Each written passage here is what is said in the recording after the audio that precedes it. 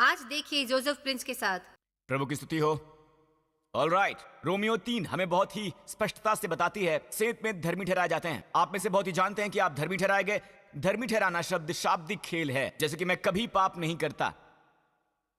आप में से कितने प्रभु के पास आना चाहेंगे और वो आपसे इस तरह व्यवहार करते हैं कि जैसे आपने पाप नहीं किया, बल्कि आप कभी भी पाप नहीं करेंगे। खैर, धर्मी ठहरा जाने की यही धारणा है कि आप छुड़ाए गए हैं और परमेश्वर के लिए ऐसा करने का कोई कारण नहीं, ऑलराइट, पर यीशु मसीह के काम पर आधारित है। ये सेतमेत है, आपको कमाने की कोई जरूरत नहीं है। ये सेतमेत है उसके अनुग्रह से, उस छुटकारे के द्वारा जो मसीह यीशु में है। सेतमेत धर्मी ठहरा जाते हैं, उसे परमेश्वर ने उसके लहू के कारण एक ऐसा प्रायश्चित ठहराया है, उसके लहू द्वारा विश्वास से। अब ये प्रायश्चित क्या है? प्रायश्चित वो शब्द है जिसके बारे में आजकल हम बात नहीं करते हैं, पर ये असल में ग्रीक में है, जिसमें नया शब्द लिखा गया है। ग्रीक में यह शब्द अनुग्रह का सिंहासन है। पुराने नियम के ग्रीक संस्करण में वाचा के संदूक में अनुग्रह का सिंहासन कहलाता है हेलेस्टोरियन। यहां ये है हेलेस्टोरियन, ये शब्द है अनुग्रह के सिंहासन के लिए। अब मैं बताऊंगा कि अनुग्रह का सिंहासन आखिर है क्या। ऑलराइट, आप इसे ले सकते हैं, अपने साथ रख सकते हैं, यह आपको आशीष देगा। आप में विश्वास है कि प्रभु आपकी प्रार्थना सुनते हैं, मुझे अच्छी आमीन मिल सकती है। चलिए वाचा के संदूक की तरफ देखते हैं। वो संदूक इस तरह से लगता है, आमीन। ये बना है एक लंबूतरे लकड़ी के संदूक से, अगर आप कहें तो लंबूतरे लकड़ी के संदूक से। और ये लकड़ी विशेष लकड़ी है। ये वो लकड़ी है जो बहुत ही मजबूत और सुदृढ़ है, और ये नष्ट नहीं होती क्योंकि ये हर रोग से अछूती है। और प्रभु उस तरह की लकड़ी इस्तेमाल करते हैं, अकासिया लकड़ी, अपने पुत्र यीशु मसीह के भौतिक रूप को दर्शाने के लिए। प्रभु यीशु मसीह जो नष्ट नहीं होता, और फिर उन्होंने उस पर सोना चढ़ाया। अब मैं आपको ये दिखाना चाहूंगा, यहाँ एक वीडियो है जो मैं आपको दिखाता हूँ। सबसे पहले लकड़ी, यीशु मसीह की पूरी मनुष्यता, यानी क्रिसमस की कहानी। वो आया मनुष्य के रूप में, सोने से पूरी तरह मढ़ा हुआ, बाहर से और अंदर से भी एक देवता के स्वरूप, अंदर भी सोने से मढ़ा हुआ। यह है खंबे जिन पर सोना मढ़ा हुआ है, और फिर इसको ढांकता क्या है? प्रायश्चित के ढकने। ये सोने की एक ही स्लैब से बना हुआ है। पूरी चीज तराशी गई है, या कहिए कूटी गई है, सोने का एक स्लैब बनाने के लिए। यह है प्रायश्चित का ढक्कन। प्रायश्चित का ढक्कन संदूक को ढकता है। अगर आप इसे उठाते हैं तो यह खाली बक्सा है, पर वहां सामग्री है, वहां पर चीजें हैं, और मुख्यतया ये 3 चीजें हैं। पर हमारे पास वक्त बहुत ही कम है, तो मैं आपको बताऊंगा कि इसमें मुख्य चीज कौन सी है। यह है 10 आज्ञाओं के 2 शिलाएं, 10 आज्ञाओं की तख्तियां। इसलिए वाचा का संदूक व्यवस्था का संदूक भी कहलाता है। वाचा का संदूक 2 पत्थर की तख्तियों के कारण, जिसमें परमेश्वर की लिखावट दर्ज है। परमेश्वर की लिखावट 10 आज्ञाओं के रूप में। और निर्गमन 25 में यहां यह लिखा हुआ है, और उन करूबों के पंख ऊपर से ऐसे फैले हुए बने, और प्रायश्चित के ढकने को संदूक के ऊपर लगवाना। तो यहां एक बक्सा है, इसमें रखी हैं 10 आज्ञाएं। ये मत भूलिए, पुराने नियम में यह संदूक हमारे प्रभु यीशु मसीह का चित्र है। इज़राइल के संतान के लिए एक विजुअल एड है कि वो समझ सके। तो प्रभु कहते हैं कि व्यवस्था केवल एक ही स्थान पर है, एक ही व्यक्ति के हृदय में है, जो है प्रभु यीशु मसीह। उन्होंने ही सभी व्यवस्था को पूरा किया। जहां तक आपका और मेरा सवाल है, प्रभु कहते हैं एक प्रायश्चित का ढक्कन बनाओ और उसे ठीक संदूक के ऊपर लगाओ, और प्रायश्चित के ढक्कन के चारों किनारे पूरी तरह से संदूक को ढकते हैं। ध्यान दीजिएगा, जिसमें 10 आज्ञाएं रखी गई हैं। और प्रभु कहते हैं कभी भी 10 आज्ञाओं को बाहर मत आने दो। प्रायश्चित के ढक्कन को इससे ढके रहना चाहिए, और इसीलिए प्रोपिशिएशन शब्द है प्रायश्चित के ढक्कन के लिए। इब्री में कॉपोरेट मतलब होता है आवरण, या आता है शब्द कफार से। असल में ये तीसरा रूप है, तीसरी आवाज है, गंभीर रूप इब्री कफार। ये बस आवरण ही नहीं है, बिल्कुल नहीं, ये गंभीर रूप होता है शब्द का, जिसका मतलब है पूरी तरह ढका जाना, पूरी तरह परिशुद्ध करना, अनंत काल तक ढका हुआ, अनंत काल तक हमारे पाप हटाने वाला। क्योंकि प्रायश्चित का ढक्कन वो जगह है जहां लहू छिड़का जाता है। तो महायाजक साल में एक बार प्रायश्चित के दिवस यानी योम किपुर पर अंदर आता है। चलिए मानते हैं कि ये एक प्रायश्चित का ढक्कन है, मानते हैं कि ये प्रायश्चित का ढक्कन है। ये परम पवित्र स्थान पर आता है, अत्यधिक पवित्र स्थान, परम पवित्र स्थान, और ये करूबों के सामने आता है, और वो लहू छिड़कता है प्रायश्चित के ढक्कन पर। जब तक प्रायश्चित के ढक्कन पर लहू है, परमेश्वर इजराइल को आशीष देते रहेंगे। इजरायली आने वाले साल में एक अच्छे फसल की उम्मीद कर सकते हैं। वो उम्मीद कर सकते हैं कि जो भी शत्रु उनके विरुद्ध खड़े होंगे वो पराजित किए जाएंगे। वो अपेक्षा कर सकते हैं कि उनके परिवारों पर आशीष होगी। उनका हर मनुष्य अंजीर के पेड़ और अंगूर की बेल के नीचे होगा। उनको एक भरपूर फसल मिलेगी। आमीन। उनका पारिवारिक जीवन आशीषित होगा जब तक कि प्रायश्चित के ढक्कन पर लहू है। आमीन। तो वाचा का संदूक परमेश्वर के सिंहासन का भी चित्र है। ओके, तो वहां पर करूब क्यों है? वहां पर करूब क्यों है? वो वहां पर क्यों है? पहला जिक्र करूबों का। असल में ये एक बहुवचन है। दरअसल ये एक बहुवचन है जिसे कहते हैं करूब, और इब्री में हिरूब। ठीक है। और करूब का पहला वर्णन आता है उत्पत्ति 3 में। तो प्रभु ने आदम को निकाल दिया, और पहली बार ऑटोमोबाइल का जिक्र यहां पर है। ध्यान दीजिएगा, उसने आदम को निकाल दिया। मैं बस मजाक कर रहा हूं, आप में से कुछ नोट्स ले रहे हैं। मैं मजाक कर रहा हूं, सिर्फ मजाक है ये। इसलिए आदम को उसने निकाल दिया और जीवन के वृक्ष के मार्ग का पहरा देने के लिए अदन की वाटिका के पूर्व की ओर करूबों को और चारों ओर घूमने वाली ज्वालामय तलवारों को भी नियुक्त कर दिया। तो जब आदम और हव्वा ने परमेश्वर के विरुद्ध पाप किया, पहला मनुष्य और स्त्री, पहला, आप मनुष्य की कहानी जानते हैं आदम और हव्वा की। हव्वा ने आदम से पूछा, क्या तुम मुझसे प्रेम करते हो? आदम मुड़ा और उसने कहा, और कौन है यहाँ? ऑलराइट, पहला मनुष्य और पहली स्त्री। ऑलराइट, जब उन्होंने पाप किया तो उनका पाप लाया। आप देखें, इसलिए लहू में पाप है। पाप सीखने का विषय नहीं है, पाप लहू में है, और तब से ही सबके लहू में पाप है। तो परमेश्वर मनुष्य को बाहर लाए, उस यंत्र पर गौर करें जिसके जरिए उन्होंने ये किया, वो है करूब। जिस पल मनुष्य ने परमेश्वर के विरुद्ध बगावत की, परमेश्वर की आज्ञा नहीं मानी, उन्होंने मनुष्य और स्त्री को बाहर निकाल दिया। एक संसार में जो धीरे धीरे पतित हो रही थी, पतित हो गई थी क्योंकि मनुष्य पतित हो गया था। सृष्टि का ताज पतित हो गया था, जिसका प्रभाव पड़ा प्रकृति पर, सृष्टि पर। और अब बाय द वे, सबसे पहला जिक्र बाइबल में यही है। पहला जिक्र बहुत ही महत्वपूर्ण होता है। पहले जिक्र का नियम, पुराने नियम में एक नियम है, अंतिम जिक्र का नियम। पहला जिक्र तलवार का जो दंड का चित्र है, और वो यहां पर है। आमीन। जीवन के वृक्ष के मार्ग का पहरा देने के लिए तलवार का अंतिम जिक्र जकरिया की पुस्तक में है। ऑलराइट, पुराने नियम में, जहां यह लिखा है, परमेश्वर पिता बात कर रहे हैं, हे तलवार मेरे ठहराए हुए चरवाहे के विरुद्ध चल। चरवाहा कौन है? प्रभु का चरवाहा कौन है? हमारे प्रभु यीशु। और प्रभु कह रहे हैं कि हे तलवार मेरे ठहराए हुए चरवाहे के विरुद्ध चल। वही तलवार जो उत्पत्ति 3 में है, अर्थात पुरुष मेरा स्वजाति है, उसके विरुद्ध चल। हे मेरे चरवाहा उद्धार करता, चरवाहा उद्धार करता। क्या आप जानते हैं, अब कोई तलवार नहीं है जो हमें परमेश्वर की उपस्थिति से रोक सके। यीशु क्रूस में अंदर गए, आमीन, और अब दंडाज्ञा की तलवार हमेशा के लिए हट गई, हमेशा हमेशा के लिए। आप मुक्त होकर आ सकते हैं। तो साल में एक बार इसे एक किस्म से दोबारा इसे करिए। महायाजक जाता है परम पवित्र स्थान पर, आमीन, वो लहू को छिड़कता है एक बार प्रायश्चित के ढक्कन पर। एक ही बार है जिसकी परमेश्वर को जरूरत है, ठीक है। यीशु की मृत्यु एक बार ही, हमेशा के लिए उन्होंने अपना लहू बहाया, आमीन, बस इसी की जरूरत है। अब उससे पहले एक बार प्रायश्चित के ढक्कन पर, और 7 बार प्रायश्चित के ढक्कन के आगे। 7 बार क्यों? क्योंकि यह संपूर्णता का अंक है। आप और मैं परमेश्वर के सामने आते हैं, हमारा एक संपूर्ण रुतबा है, आपका एक संपूर्ण रुतबा है, आमीन। ना केवल यही, फिर से 7 बार। क्यों? क्योंकि हमें याद करने की जरूरत है, बार बार बार बार बार बार, अपने पापों के बावजूद, इसके बावजूद कि हम अपना कार्य सही ढंग से नहीं कर पाते हैं, हम परमेश्वर के आगे आते हैं। हम स्वयं की ओर नहीं देखते हैं, अच्छी बातें जो हमने की हैं और वो सब बुरी बातें जो हमने की हैं, हम यीशु के लहू की ओर देखते हैं। और जब तक प्रायश्चित के ढक्कन पर वो लहू है और यीशु ने अपना लहू बहाया है, आज परमेश्वर करूब तोड़े हुए व्यवस्था की ओर नहीं देख रहा है। यदि वहां लहू ना हो तो व्यवस्था की ओर देखेंगे, और व्यवस्था कहती है अगर तुम मेरी व्यवस्था नहीं मानेगा तो मैं तुम्हें श्राप दूंगा। पर करूब अब लहू की ओर देख रहा है, और लहू कहता है तुम मृत्यु के काबिल हो, मृत्यु के काबिल हो, मृत्यु के काबिल हो, तुम मृत्यु के काबिल हो, पर कोई मरा है। लहू मृत्यु का द्योतक है, मृत्यु का द्योतक, मृत्यु का द्योतक।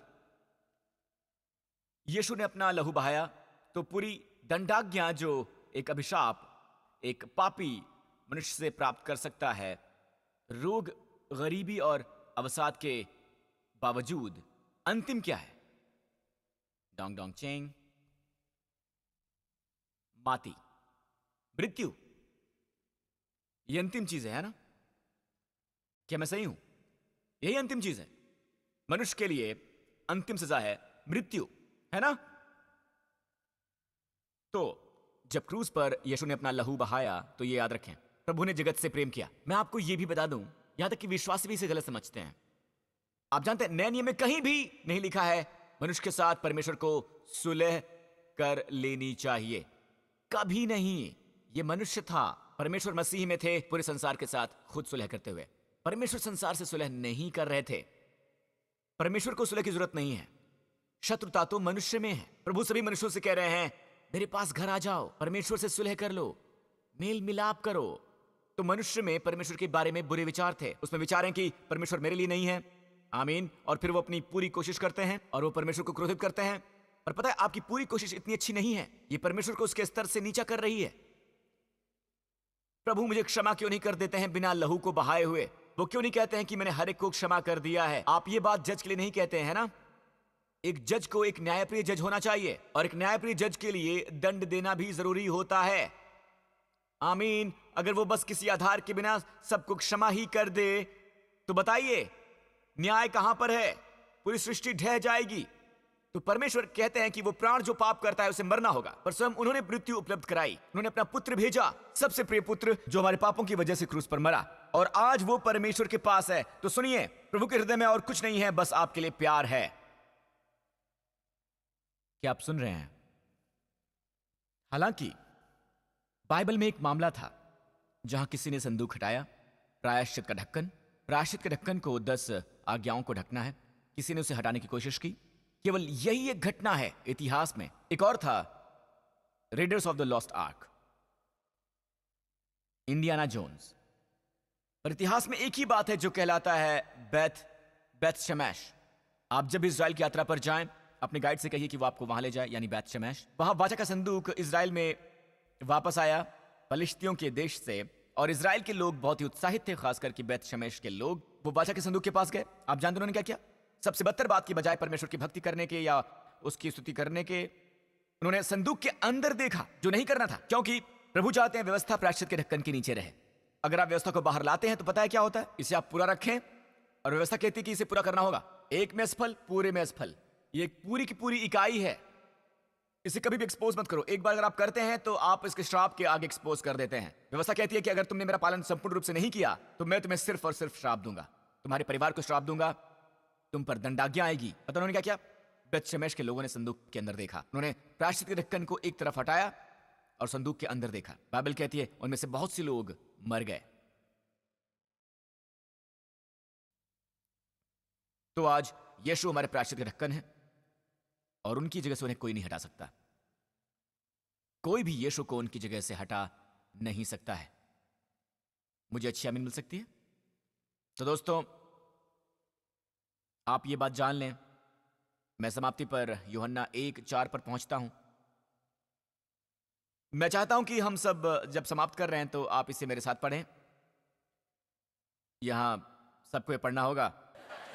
पूरी सर्विस में मैं ही बात कर रहा हूं, और घर में मेरी पत्नी बात करती है, और जब पत्नी बात नहीं करती तो मेरा बेटा बात करता है। असल में वेंडी ज्यादा बात नहीं करती, जबकि मेरा बेटा बहुत ज्यादा बात करता है। यहां मैं बात करता हूं, और मैं बहुत देर तक बात करता हूं, और बहुत ऊंची आवाज में। चलिए फिर से ट्राई करते हैं। और जो प्रेम परमेश्वर हमसे रखता है उसको हम जान जाएं। एक बार फिर से देखते हैं। जो प्रेम परमेश्वर हमसे रखता है उसको हम जान जाएं, और हमें उसकी प्रतीति है। हम इसे समाप्त करेंगे। जानना ही काफी नहीं है। आप में से बहुतों ने पास्टर प्रिंस को यह उपदेश देते हुए सुना है कि प्रभु आपसे प्रेम करते हैं। यह जानना ही काफी नहीं है। आपको विश्वास करना होगा। आपको विश्वास करना होगा कि परमेश्वर आपसे प्रेम करते हैं। गौर करें, यह एक नहीं है। यहां यह नहीं लिखा है कि हम उस प्रेम को जानते हैं। नहीं, हम उसे जानते हैं और उस पर विश्वास करते हैं, जो प्रेम परमेश्वर का हमारे प्रति है। क्या आपने सुना? आपको विश्वास करना होगा कि प्रभु आपसे प्रेम करते हैं। उन्होंने कैसे प्रेम किया? क्रूस की ओर देखिए। आपके लिए परमेश्वर के प्रेम का सबसे महान प्रदर्शन है ये क्रूस पर। आमीन। और हर एक दिन भी व्यक्तिगत प्रदर्शन होता है। जीवन में हर एक चीज सुहानी नहीं होती है, राइट? घाटी के भी अनुभव होते हैं। जब परमेश्वर कोई दरवाजा बंद करते हैं, वो इसलिए क्योंकि एक बड़ा दरवाजा खोल रहे होते हैं। कोई आपको छोड़ जाता है जिसे आप बहुत प्रेम करते हैं, क्योंकि प्रभु जानते हैं कि वो व्यक्ति आपके लिए अच्छा नहीं है भविष्य में। विश्वास कीजिए कि प्रभु आपसे प्रेम करते हैं। वो आपकी सुरक्षा करते हैं उस पल भी जब आप उनसे खुश नहीं होते हैं। वो आपको निराश नहीं करेंगे, क्योंकि वो देखते हैं कि भविष्य में कुछ अच्छा होने वाला है। पर आपको पूरा चित्र पता नहीं होता है, तो आपको उस समय बहुत ही दुख होता है। मैं आपको एक बात बता दूं, विश्वास ही काफी नहीं है। क्यों? मैं इसे उस कहानी से समझाऊंगा, उड़ाऊ पुत्र की कहानी। मत भूलिए, यीशु ने उस मनुष्य का दृष्टांत सजा किया था जिसके 2 बेटे थे, और उनमें से छोटा वाला कहता है कि पिताजी, मुझे मेरी विरासत का आधा हिस्सा दे दीजिए। जिसका मतलब यह हुआ कि मैं तुम्हारे मरने का इंतजार नहीं कर सकता, मुझे मेरी विरासत अभी चाहिए। तो पिता ने उसे उसकी विरासत दे दी। वो एक दूर दराज देश में गया और अधर्मी जीवन जीकर अपना सारा धन गंवा दिया। जब उसका धन खत्म हो गया, उसके दोस्त भी खत्म हो गए, उसके पास कुछ नहीं बचा। उसका जीवन एक घोर गरीबी में घिरने लगा। उसे भोजन मिलता सुअरों के बाड़े से, और एक यहूदी के लिए यह बहुत ही घृणित काम है कि आप सुअरों के साथ में रहें, सुअरों के खाने की ओर देखना और घृणा करना कि वो क्या खा रहे हैं। जो वो खा रहे हैं उसी खाने के लिए तरसना। और फिर उसे समझ में आता है, उसने कहा कि मेरे पिता के घर में इतनी रोटी है कि हमेशा बची रहती है। मेरे ख्याल से मैं उठकर पिताजी के घर जाऊंगा और कहूंगा कि पिताजी, मुझे अपने नौकरों में से एक रख लीजिए। मतलब उसे अभी विश्वास नहीं है कि पिता उसे प्रेम करता है। वो वापस जा रहा है अपनी रोजी रोटी कमाने के लिए। अब मैं आपसे एक प्रश्न पूछूंगा, ठीक है? और ये विश्वासियों के लिए भी है। शायद आपने इसका प्रचार सुना है कि परमेश्वर आपसे प्रेम करते हैं। उस पूरे समय जब बेटा वहां बाहर गया हुआ था, क्या पिता उससे प्रेम करता था? जब बेटा सुअरों के बाड़े में उदास बैठा था, क्या पिता उससे प्रेम करता था? जी हां, वो करता था। पर फिर भी वो अवसाद में था। क्यों? उसे विश्वास नहीं था। खैर, वो शर्मिंदा हुआ जब उसका सामाजिक बहिष्कार किया गया। क्या पिता उसे अब भी प्रेम करता था? क्या पिता ने उसके पापों के लिए उसे क्षमा कर दिया था? क्या उसे क्षमा कर दिया गया था? हां। तो ये जानना कि वो आपसे प्रेम करते हैं आपका जीवन नहीं बदलता जब तक कि आप विश्वास नहीं करते। आप कहते हैं पास्टर प्रिंस, मैं आपका उपदेश सुनता रहता हूं, उससे मेरा कोई वास्ता नहीं है। क्या आपको विश्वास है कि परमेश्वर आपसे प्रेम करते हैं? तो उस पूरे समय जब वो अत्यंत गरीबी में था, तब क्या पिता के पास इतनी अधिक रोटी थी जो बची भी रह जाती थी? और अपने महिमा के धन और साधन क्या उसके पुत्र के लिए उपलब्ध थे? हां, हां। एक तगड़ा बछड़ा, क्या वो इंतजार कर रहा था? क्या पिता ने कोई मनमुटाव रखा? नहीं। क्या पिता ने बेटे को क्षमा कर दिया? हां। क्या बेटा अभी भी गरीबी में था? हां। क्यों? उसे विश्वास नहीं हुआ।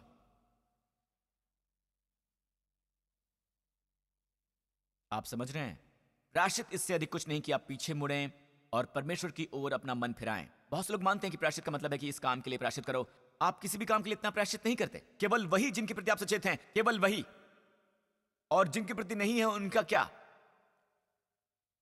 हम प्रभु के विरुद्ध इतना पाप करते हैं जितना हम जानते भी नहीं। प्रभु का धन्यवाद कि परमेश्वर हमारे पापों की जानकारी के आधार पर हमें क्षमा करते हैं। अगर मैं इसी समय घर जाऊं, मैं सोचता हूं कि मैं खुश हूं, मैं खुश हूं। प्रभु हमें क्षमा करते हैं अपनी महानता की वजह से। मैं शुक्रगुजार हूं कि वो मेरी आत्मा की दरिद्रता की वजह से मुझे क्षमा नहीं करते, क्योंकि मेरी आत्मा पूरी तरह से गरीब है, या मेरे अपने पापों की मेरी जानकारी के आधार पर ये कितनी कमजोर है, जो मैं स्वीकार करता हूं। मैं बहुत कम स्वीकार करता हूं। वो क्षमा करते हैं अपने अनुग्रह के धन के अनुसार। किसी के बारे में कुछ है जो विश्वास करते हैं कि परमेश्वर उनसे प्रेम करते हैं। चलिए कहें कि कोई विश्वास नहीं करता, मानते हैं कि पास्टर डैनियल विश्वास नहीं करते हैं, मानसिक रूप से वो उन्हें जानते हैं, वो उपदेश दे सकते हैं। मैं उन्हें चुन सकता हूं क्योंकि मैं जानता हूं कि वे विश्वास करते हैं। एक और उदाहरण, मानते हैं कि गैब्रियल विश्वास करता है प्रभु पर। हालांकि दोनों बहुत करीब हैं। गैब्रियल के बारे में कुछ ऐसा है कि प्रभु उससे कहीं ज्यादा आशीष देते हैं। ऐसा नहीं कि उससे ज्यादा प्रेम करते हैं, वो उन दोनों के कंपैरिजन में बिल्कुल नहीं। ये ऐसा है कि आशीषों के लिए उनका दरवाजा थोड़ा बड़ा है। आप देखिए, सूर्य हर घर पर चमकता है, पर जिनकी खिड़की थोड़ी बड़ी है उन्हें ज्यादा धूप मिलती है। ऐसा नहीं कि परमेश्वर कह रहा है कि रुको सूरज, तुम पर ज्यादा एहसानमंद है, तुम्हारे घर में कहीं ज्यादा रोशनी है। नहीं नहीं नहीं, वो इसलिए है कि उसने सूर्य के लिए घर खोल दिया है। और जब आप उसके पास आते हैं तो लहू को देखिए, स्वयं को मत देखिए, अपनी अच्छाई को मत देखिए या बुराई को मत देखिए, खुद को मत देखिए, बस लहू देखिए। वहां पर लहू है, सच्ची प्रायश्चित के ढक्कन पर ये छिड़का गया है परमेश्वर के सिंहासन पर। आपका संपूर्ण रुतबा है परमेश्वर के सामने आने का। आपकी प्रार्थना इसलिए नहीं होती है कि आपको अच्छा लगे या फिर आपके प्राण को राहत मिले। आपकी प्रार्थना होती है कि आप सच्चे, मजबूत और पक्के जवाब परमेश्वर से पा सकें। जी हाँ, परमेश्वर चमत्कारों के कारोबार में है, जो कि समय और ब्रह्मांड को भी पार कर जाता है। वो ये कर सकते हैं, वो पलट सकते हैं। बाइबल कहती है कि परमेश्वर आपके लिए वो दल बहाल कर सकते हैं जिसे टिड्डी दल ने खा लिए। तो सभी व्यर्थ वर्ष और व्यर्थ समय परमेश्वर बहाल कर सकते हैं। वो आपको दे सकते हैं नया दाख मधु। आमीन। एक ही क्षण में, जिसमें दूसरों को बहुत ही परिश्रम करना पड़ता है। आमीन। उनसे ईर्ष्या ना करें, उनसे ईर्ष्या ना करें। यदि उन्हें सच्चाई पता होती तो वो आपसे ईर्ष्या करेंगे। और सब लोगों ने कहा आमीन। प्रभु की स्तुति हो। अपने दिल से कहें, हे स्वर्गीय पिता, मैं आपका धन्यवाद करता हूं मेरे प्रति आपके प्रेम के लिए। एक प्रेम जो इतना मजबूत है, वो प्रेम जो मर नहीं सकता। धन्यवाद यीशु, आप मेरे पापों के लिए मरे। प्रभु यीशु, धन्यवाद आपने ओढ़ ली दंडाज्ञा और सजा जो मुझे मिलनी चाहिए थी, पर सब आपने अपने ऊपर ओढ़ ली कि आज के बाद से मेरे भविष्य में कोई भी दंडाज्ञा की तलवार नहीं है, कोई भी नहीं है। मेरे लिए अब कोई भी दंड नहीं है, क्योंकि यह सब आपने ले लिया है। और पिता, आपने इसे कुछ इस तरह बनाया है कि आज जब यीशु ने अपना लहू बहाया है, आपके सभी गुण पूरी तरह से पूरे हुए। हर एक तरह से आप मेरे लिए हैं, मेरे विरुद्ध नहीं हैं। आप वो दूर के परमेश्वर नहीं हैं, आप वो पिता हैं जो बहुत करीब है। यीशु मसीह मेरे प्रभु हैं। और प्रभु, मैं आपको धन्यवाद करता हूं कि आपने मेरे पाप क्रूस पर अपने ऊपर ले लिए और मुर्दों में से जी उठे बिना मेरे पापों के। ये सब चले गए हमेशा हमेशा के लिए। यीशु मसीह मेरे प्रभु और उद्धार करता है। यीशु मसीह के नाम पर सभी लोगों ने कहा आमीन, आमीन, आमीन। प्रभु की स्तुति हो। अब आप नए सिरे से जन्मे हैं। अगर आपने दिल से ये प्रार्थना की है तो आप नए सिरे से जन्मे हैं, आपको उद्धार प्राप्त हुआ है। अब आप परमेश्वर के परिवार में हैं। अब आपके लिए कोई दंडाज्ञा नहीं है और कोई सजा नहीं है। आप अपेक्षा करते हैं एक बहुतायत की जिंदगी की। आमीन। प्रभु की स्तुति हो। अपने पांव पर खड़े हो जाइए। इस आने वाले सप्ताह में परमेश्वर आपको और आपके परिवार को आशीष दें। अब्राहम की आशीषें, व्यवस्था विवरण 28 की आशीषों से, पहलौठे की आशीष से परमेश्वर अपना मुखमंडल आप पर चमकाएं, आप पर मुस्कुराएं और आपके सारे टेढ़े मेढ़े रास्ते इस सप्ताह सीधे कर दें, ताकि आपके अंदर कोई तनाव ना हो, कोई भय ना हो, कोई उत्तेजना ना हो और आपके दिल में शालोम और शांति हो जो आप करना चाहते हैं उसके लिए। परमेश्वर अपना चेहरा आप पर नाजिल करें और आप में से हर एक को सुरक्षित रखें। अगले वर्ष हर हानि से आपको बचाएं, हर खतरे से आपको बचाएं, आपको बचाएं ज्यादा खाने से, सारी बुराइयों से आपको बचाएं। परमेश्वर आपको और आपके प्रियजनों को वो लाजवाब शांति प्रदान करें जो आपके हृदय और आपके मन को हर एक भय, उत्तेजना से बचाए, यीशु के नाम से। और सभी लोगों ने कहा आमीन, आमीन।